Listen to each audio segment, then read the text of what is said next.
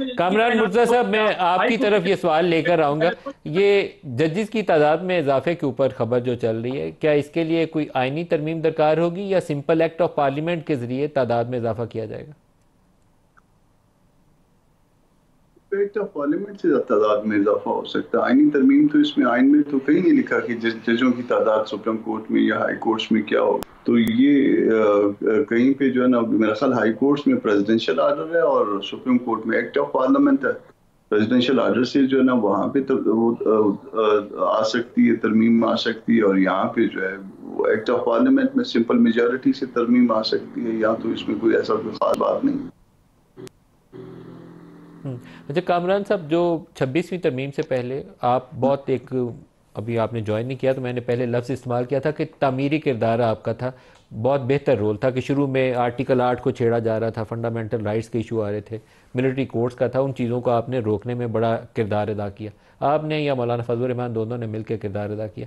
अब दो चीज़ें इकट्ठी जुमे वाले रोज़ तोको की जा रही है, एक जजेस की तादाद में इजाफा 23 की जा रही है, सुनने में तो यही आया अभी, और दूसरा प्रैक्टिस एंड प्रोसीजर को दोबारा चेंज किया जा रहा है। क्या होना चाहिए आइडियली, क्योंकि ये बार बार एक एक्ट आया था, उसके ऊपर बहुत क्रेडिट लिया, फिर साथ ही ऑर्डिनेंस जारी कर दिया, पहले दो सीनियर मोस्ट निकल गए, जस्टिस उमीनुद्दीन को उन्होंने नॉमिनेट कर दिया, अब सुप्रीम कोर्ट के नए चीफ जस्टिस ने उसकी इस्लाह की है, लेकिन दोबारा एक्ट को अमेंड किया जा रहा है। तो क्या बनने जा रहा है हमारे साथ?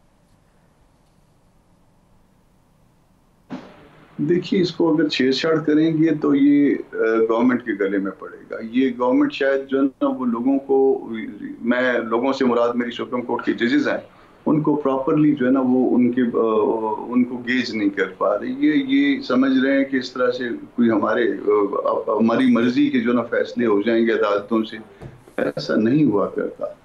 जाहिर है वो जो अदालतों में लोग बैठे हैं उनका अपना ज़मीर भी है, और कभी चलें कोई मेरे जैसा एक आध आदमी अगर किसी को मिल गया तो वो उससे कोई जायज़ नाजायज़ फ़ायदा उसको मिल गया, मगर ऐसा नहीं होता कि वो आप सुप्रीम कोर्ट को अपनी मर्जी के मुताबिक इस्तेमाल करें। और ये जो ख्वाहिश है, ये हर हुकूमत की ख्वाहिश होती है, ये मौजूदा हुकूमत की सिर्फ ख्वाहिश नहीं है, इससे पहले वाली हुकूमत की भी थी, उससे पहले वाली हुकूमत की भी थी, मगर ये ख्वाहिश जो है ना वो आमतौर पर पूरी नहीं होती। तो इसलिए जो है वो फिर ये हमारे दोस्त नाराज हो जाते हैं जो गवर्नमेंट में बैठे होते हैं। इस वक्त भी ये इनको इनके हाल पे छोड़ दें। मैं ये जानता हूं कि ये इस वक्त जो टीम है वो बेहतर मामलात को आपको एक महीने के अंदर जो ना नताइज सामने आने शुरू हो जाएंगे, केसेस की तादाद कम होना शुरू हो जाएगी और ये सारा कुछ मैनेज हो जाएगा। ये बहुत जल्दी में जो फुर्तियां दिखा रहे हैं ये खराब करेंगे मामले को, और अल्टीमेटली ये इनकी खराबी इनके अपने गले पड़ेगी। अच्छा, मैं ब्रेक ले लूँ, ब्रेक से वापसी, क्योंकि सुप्रीम कोर्ट के अंदर भी मामला चैलेंज हो रहे हैं, तो आपसे थोड़ी सी इसके ऊपर चाहेंगे कि रोशनी डालें। राना सनाउल्लाह साहब का एक बयान भी आया है जिसमें उन्होंने कहा है कि दोनों सीनियर मोस्ट जो जजेस हैं, जस्टिस मंसूर और जस्टिस मुनीब, वो मुतनाज़ा हैं, उनको तो कॉन्स्टिट्यूशनल बेंच हेड ही नहीं करने चाहिए और चीफ जस्टिस उन्हें भी नहीं करना चाहिए। तो ब्रेक ले लें, ब्रेक से वापसी पे इस टॉपिक पे तारिक साहब से भी, आप दोनों से भी राय चाहेंगे। हमारे साथ रहिएगा।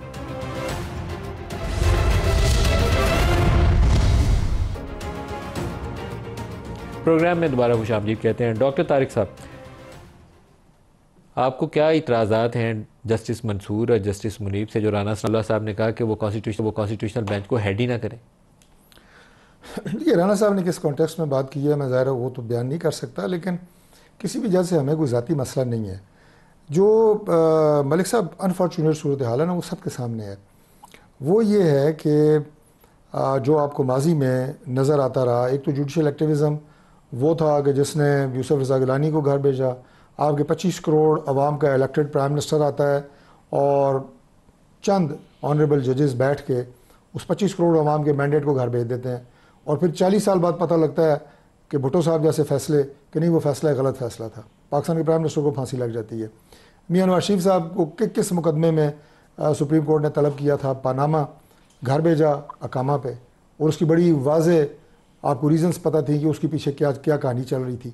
तो ये बातें जो हैं अनफॉर्चुनेटली जुडिशरी के जब हिस्सा बनी तो कंट्रोवर्सी जो है वो खुद ब खुद पैदा हुई। ये कोई हमारी पैदा हुई नहीं है कि सियासतदानों की वजह से या हमारी जमात की वजह से, गवर्नमेंट की वजह से इस तरह का माहौल पैदा नहीं हुआ। कंट्रोवर्सी में कोई रोल नहीं था। मैंने कतई तौर पर यह नहीं कहा, मैंने कहा कि अनफॉर्चुनेटली ये माहौल पैदा हुआ। फिर ज़ाहिर है उससे माहौल मुतासर होते हैं, जजेस भी मुतासर होते हैं, सियासतदान भी मुतासर होते हैं, पार्लिमान मुतासर होती है। और इस वक्त जो रोल 18वीं तरमीम में पार्लियामेंट के पास आया था, वो रोल ले लिया गया। एक रिट पिटिशन के ज़रिए सुप्रीम कोर्ट ने सारे का सारा इख्तियार पार्लियामेंट से ले लिया, जजेस की तैनाती और जुडिशल कमीशन और सारा वो रोल वापस आया है पार्लियामान के पास। दूसरी बात ये कि इस अमेंडमेंट के हवाले से, ये बड़ी मैं इंपॉर्टेंट बात कर रहा हूँ और आज की एक ब्रेकिंग न्यूज़ भी आपके उसमें आ जाएगी प्रोग्राम में, कि जो ये कहा जा रहा था कि ये तरमीम होगी और उसके बाद एक ह्यू एंड क्राई होगा और ये सियासी जमातें जो उस वक्त गवर्नमेंट में है ये बिल्कुल दफन हो जाएंगी और पाकिस्तान की तमाम बार्स जो हैं वो सड़कों पे होंगी, वकला एहतजाज करेंगे। आज जो नतीजा इस वक्त आया है, अभी मैं ब्रेक में मुझे तो मिला है, सुप्रीम कोर्ट बार का जो इलेक्शन है वो जो आसमान जहांगीर ग्रुप क्लियर मार्जिन से जीत गए, मियां रऊफ अता साहब हैं, वो क्लियर मार्जिन से जीत गए। और हामिद खान और इमरान खान जिनकी सपोर्ट कर रहे थे काकड़ साहब की, वो इलेक्शन हार गए हैं। इसका मतलब है कि वकला की जो था कि जनाब हमारी पूरी सपोर्ट इमरान खान और हामिद खान ग्रुप के साथ है, वो क्लियर हो गई सारी। तो ये एक वकला का रेफरेंडम था। ये सुप्रीम कोर्ट बार का इलेक्शन जो पाकिस्तान की सबसे बड़ी बार है, ये एक रेफरेंडम था कि वकला किसके साथ खड़े हैं। वकला हमारे साथ खड़े हैं, वकला हामिद खान ग्रुप और इमरान खान के साथ नहीं खड़े। और इस अमेंडमेंट को भी एक्सेप्ट किया गया है। इस अमेंडमेंट के खिलाफ जिस वबाल की और जिस तूफान की बात की गई थी कि वकला उठाएंगे, वो उसके साथ नहीं खड़े। नहीं पंजोता साहब, आज हामिद खान ग्रुप का हार जाना क्या 26वीं तरमीम की मंजूरी के मुतरादिफ समझा जाए वकीलों की जानिब से?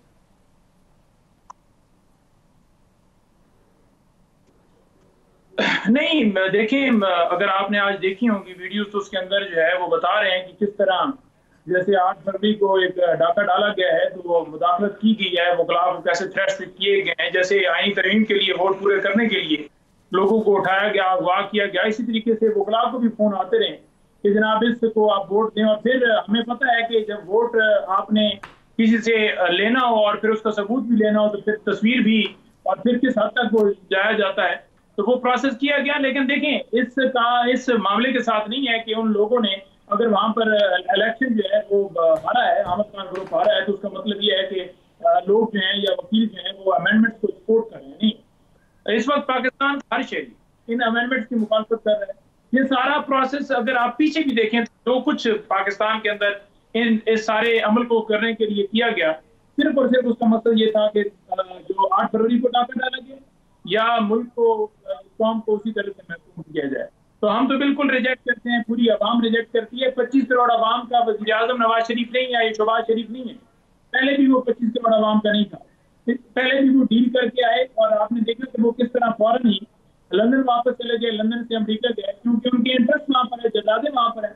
उनका तो पाकिस्तान के साथ लेना देना ही नहीं है।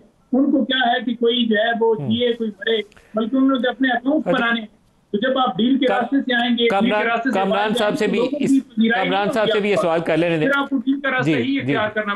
कामरान मुर्तज़ा साहब, जो एक तासुर सामने आ रहा है सुप्रीम कोर्ट के अंदर, जो पिटीशन 26वीं तरमीम के हवाले से दरखास्तें आ रही हैं और जिन वकला से हमने बात भी की है कि ये जो जुडिशल कमीशन का रोल होगा आइनी बेंचेस के तकर्रुर में, एक तो ये मामला है जिसके ऊपर सुप्रीम कोर्ट को देखना पड़ेगा कि क्या ये अदलिया की आज़ादी के मुनाफी इकदाम तो नहीं है कि वो कमेटी बैठ के तय करे कि कौन सा बेंच होगा जहां अगले दिन हुकूमत ही हो सकता है पिटिशनर हो किसी आइनी मुकदमे के अंदर, तो ये क्या मुनासिब होगा या अदलिया की आज़ादी के मुनाफी होगा? और दूसरा, जो हुकूमत ने ख्वाहिश का इजहार किया राना सनाउल्लाह ने कि जस्टिस मंसूर भी ना बैठे हैं, जस्टिस मुनीब भी ना बैठे हैं और जस्टिस याहिया भी ना बैठे, तो इसका मतलब है कि टॉप 3 तो आप निकाल ही दें तो फिर नीचे से किसी को बिठा दें।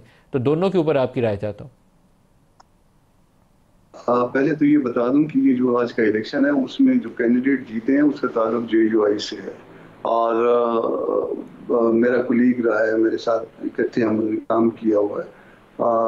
इसमें बल्कि हमने PTI से दरख्वास्त भी की थी और मौलाना साहब का भी मैसेज दिया था कि आप इनको वोट दें क्योंकि इनका JUI से ताल्लुक है, मगर PTI नहीं है। यहाँ पे पता नहीं कौन सा इलेक्शन बना गया और सब ने जो है ना वो साथ हमारे अगेंस्ट JUI। तो आपको मुबारक हो जनाब, आपकी पार्टी जीत गई आज।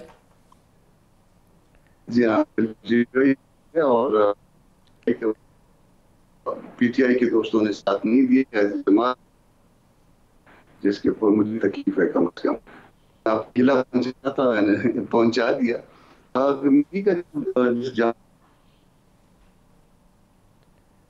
आपकी आवाज़ कट रही है कामरान मुर्तज़ा साहब, मैं ब्रेक ले लूँ, दोबारा आपको ब्रेक ले लेंगे, हमारे साथ रहिएगा।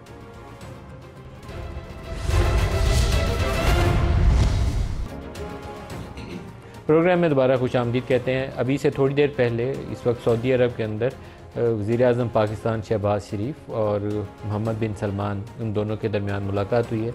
इम्पॉर्टेंट इसलिए कहना चाहिए कि पाकिस्तान के इस वक्त एक तो वो मजहबी और जो हमारा जज्बाती लगाव तो मौजूद है सऊदी अरब के लिए, लेकिन इक़्तिसादी मामलात के हवाले से भी बहुत ज़्यादा कहना चाहिए कि हमें सऊदी सपोर्ट की ज़रूरत होती है। कैश सपोर्ट भी वो जो स्टेट बैंक ऑफ पाकिस्तान के पास रखते हैं, इसके अलावा ऑयल जो हमें डिफ़र्ड पेमेंट पे सऊदी अरब से मिल जाता है, वो भी हमारी इक़्तिसादी बका के लिए बहुत ज़्यादा बेहतर है और ज़रूरी है कि मामलात आगे चलते रहें। सेनेटर कामरान मुर्तज़ा साहब की तरफ दोबारा चलते हैं। सेनेटर साहब, जो सवाल हमारा अधूरा रह गया था कि ये जो कॉन्स्टिट्यूशनल बेंचेस का एक जुडिशल कमीशन के ज़रिए तैनाती का तस्वुर है, क्या ये मामला अदलिया की आज़ादी के मुनाफी तो नहीं कंसिडर किया जाएगा, क्योंकि ये सूनर और लेटर सुप्रीम कोर्ट को इसके ऊपर अपनी राय देनी है? इसमें दो बातें हो सकती हैं। अगर तो इस प्रिंसिपल पे आ जाएं जिस तरह से चीफ जस्टिस को एक पार्लियामानी कमेटी ने जो है ना उसमें आउट ऑफ 3 जो है जो एक की सिलेक्शन हुई है, अगर इस प्रिंसिपल पे आ जाएं तो शायद जो है ये डाइजेस्ट हो जाए। और अगर अदरवाइज जो है ना वो इस बात पे आ जाएं कि जी पार्लियामान के इसमें कोई किरदार नहीं होना चाहिए और विद इन सुप्रीम कोर्ट जो है ना कौन कहाँ पे जाएगा, तो मेरा ख्याल है कि वहाँ पे शायद क्वेश्चनेबल होगा ये। इस पे यकीनन जो है ना वो एक मुख्तलिफ राय आएगी। तो ये सवाल जो है ना अभी सेटल होना है और ये ऐसा जो स्टूडेंट्स है जो पाकिस्तान के लिए नया है और इसको अब इसके ऊपर जो है कि उसमें पार्लिमानी किरदार और उसमें बैठ के, तो मेरा ख्याल है कि इसके ऊपर कोई ऐसी राय आ सकती है जो आप कह सकते हैं कि मैं बॉर्डर लाइन पे हूँ इस वक्त। एक चीज़ जो है ना मुझे जो पार्लिमानी किरदार उसमें है चीफ की उसमें, तो उसमें तो उन्होंने एक्सेप्ट कर लिया और यहाँ पे भी जो है और उसके नतीजे में मखसूस केसों का कहीं चले जाना और वहाँ पे गवर्नमेंटल जो है ना वो मेजॉरिटी, तो ये शायद कहीं पे ऐसे सवालात पैदा होंगे जो बेंचों का तकर्रर, मुझे लगता है ये थॉर्नी इशू है, सुप्रीम कोर्ट को इसके ऊपर एक जजमेंट देनी पड़ेगी सर। लेकिन जो राना साहब की ओपिनियन थी, ओपिनियन ही उनकी ज़ाती मैं कहूँगा राय थी कि जस्टिस मंसूर और जस्टिस मुनीब और जस्टिस याहिया ये तो आइनी बेंचों में बैठे ही नहीं, तो तीनों तो सीनियर मोस्ट यही हैं। हम तो सोचते हैं कि शायद आइनी बेंच हेड ही ये कर रहे होंगे, तो ये तो एक नया फसाद शुरू हो जाएगा इस बात पर।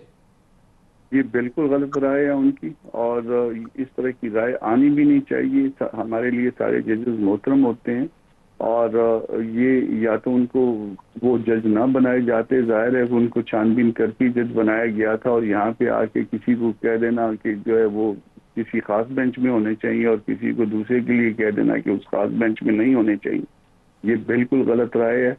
मेरा ख्याल ये था कि ये अगर कॉन्स्टिट्यूशनल अमेंडमेंट ना आती और ये सुप्रीम कोर्ट खुद इस तरह से मैनेज करके रूल फ्रेम कर लेती और उसके बाद ये कॉन्स्टिट्यूशनल बेंच बन जाते और वो अपने तौर पे इस चीज़ों को जो है ना मैनेज करते तो ज़्यादा बेहतर होता। मगर बहरहाल जो कुछ हो गया वो अब तारीख का हिस्सा है और इसके ऊपर जो है ना वो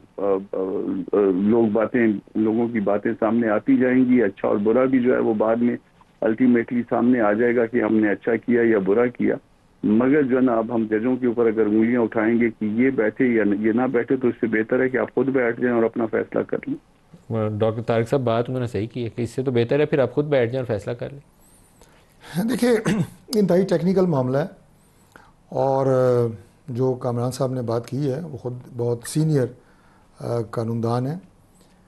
इस पर मेरा ख्याल है कि आइंदा आने वाले दिनों में कुछ क्लैरिटी आएगी, बाकी और आनी चाहिए।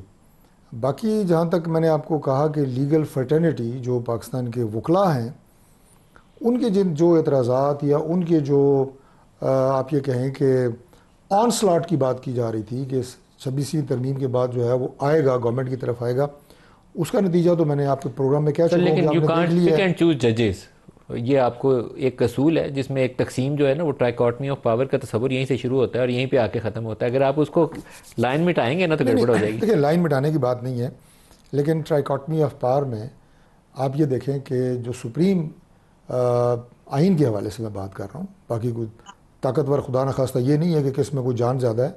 आइन ने इख्तियारात किसको ज़्यादा दिए हैं? वो पार्लिमान को दिए हुए हैं और पार्लिमान के साथ और पाकिस्तान के जुल्फ़िकार अली भुट्टो साहब से लेके आज तक पार्लिमान के साथ जो हुआ है और मुंतखब वज़ीर आज़म के साथ जो होता रहा है वो कोई अच्छी मिसालें नहीं हैं, मैं यही कह सकता हूँ बड़े नपे तुले अल्फाज में। वो अदलिया में और हमारी ये नहीं होनी बेशुमार चाहिए। मनफी मिसालें हैं, लेकिन उसका मतलब ये भी नहीं है कि अदलिया की जो आज़ादी है उसको सलब कर लिया जाए, वो बरकरार रहनी देखिए, चाहिए। प्रोग्राम का वक्त खत्म हो गया मेरे पास, इसको अदलिया दोबारा की जो डिस्कस आज़ादी करेंगे है। अगले प्रोग्रामों में। फजल चौधरी साहब, नईम पंजोता साहब, सेनेटर कामरान मुर्तज़ा साहब, आप सबका बहुत शुक्रिया। आज के लिए इतना इजाज़त दीजिए। अल्लाह हाफ़िज़।